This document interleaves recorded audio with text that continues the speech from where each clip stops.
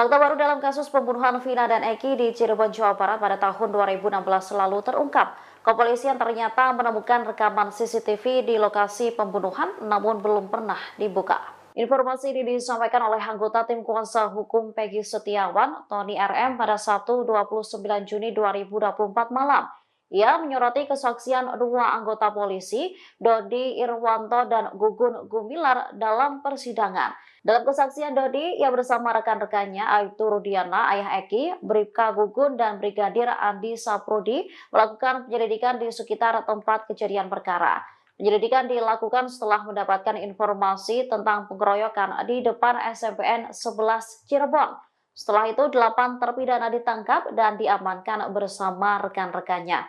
Sesuai mengamankan para terpidana, kepolisian baru menemukan CCTV. Dodi menyatakan meskipun mereka sudah mengecek CCTV yang berada di lokasi kejadian, rekaman tersebut belum pernah dibuka.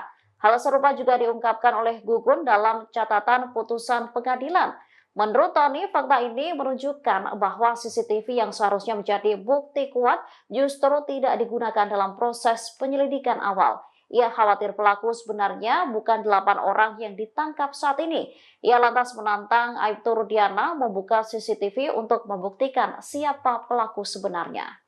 Kemudian diamankanlah 8 orang. Ya. Nah, setelah diamankan jadi diamankan dulu nih ya.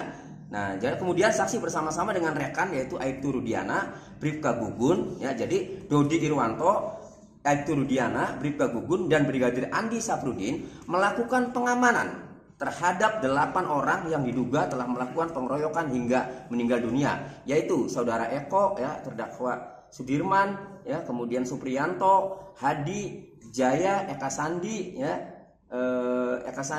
kemudian di sini. Nah, kemudian setelah mengamankan, keterangan yang keduanya ini yang penting. Baru menemukan CCTV bahwa saksi sudah mengecek CCTV yang ada di lokasi kejadian, namun belum dibuka. Nah, itu keterangan saksi dari Dodi Irwanto. Kemudian ada satu lagi yang mengecek CCTV, ya, yaitu saksi 4 Gugun Gumilar bin Warba. Sama, ya, ia ikut. Dan di sini sama bahwa saksi sudah mengecek CCTV yang ada di lokasi kejadian namun belum dibuka.